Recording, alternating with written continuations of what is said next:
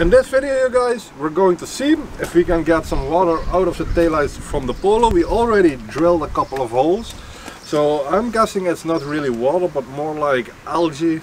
But yeah, stick to the video, watch till the end and find out.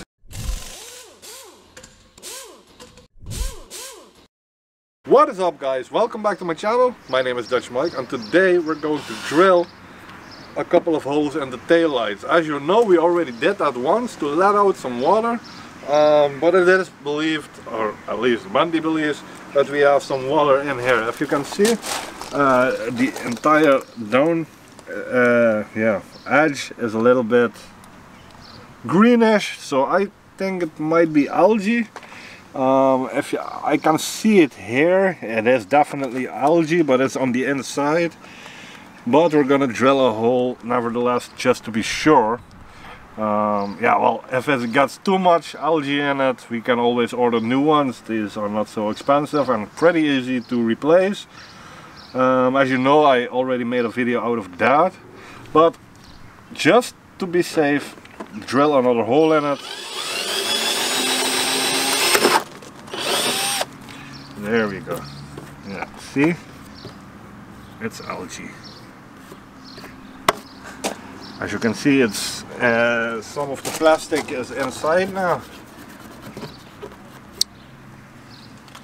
but that's not a problem. So we know now for sure that it wasn't water, it's algae, so we have to keep an eye on that, because, well, maybe we need some new taillights. Also, a sneak peek for next week's video. We got the door open and it took us a whole day, but the door is open.